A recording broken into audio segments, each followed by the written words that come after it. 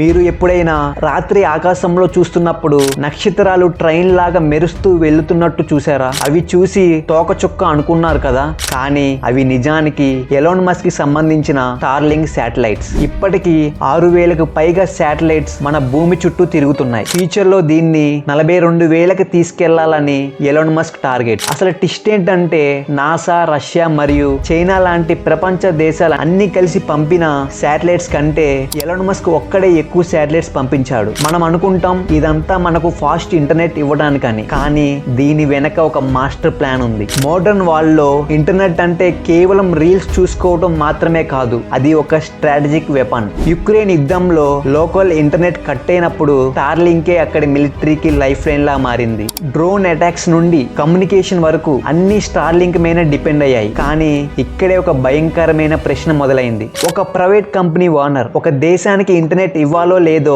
Decide చేసే level కి వెళ్ళటం ఎంతవరకు సేఫ్? ఇన్ కేస్ రేపు ఇంకో దేశంతో గొడవ అయితే అప్పుడు నో సర్వీస్ అనే హ్యాండ్ ఇస్తే ఆ దేశం పరిస్థితి ఏంటి? సేమ్ అదే మన భారతదేశానికి కూడా అప్లై చేద్దాం. మన గతాన్ని ఒక్కసారి గుర్తు తెచ్చుకుందాం. కార్గిల్ వార్ సమయంలో మన సైన్యంకి GPS సపోర్ట్ కావాలని అమెరికాని అడిగినప్పుడు వాళ్ళు నో అని చెప్పారు. అప్పుడు మన సైన్యం చాలా ఇబ్బంది పడాల్సి వచ్చింది. ఇప్పుడు మనం ప్రతి దానికి గూగుల్ మ్యాప్స్ లేదా విదేశీ యాప్స్ పైన డిపెండ్ అవుతున్నాం. ఫ్యూచర్ లో ఎవరైనా ట్రంప్ లాంటి అన్స్టేబుల్ మైండ్ లాంటోడు వచ్చి భారత్ కి ఈ సర్వీసెస్ అన్ని స్టాప్ చేయండి అని వాళ్ళ కంపెనీకి ఆర్డర్ వేస్తే అప్పుడు మన దేశం పరిస్థితి ఏంటి? అందుకే మనం వీలైనంత వరకు మన స్వదేశీ యాప్స్ అండ్ సర్వీసెస్ ని ఎంకరేజ్ చేద్దాం. దీనిపైన మీ ఒపీనియన్ ఏంటో కామెంట్ లో చెప్పండి. జై హింద్.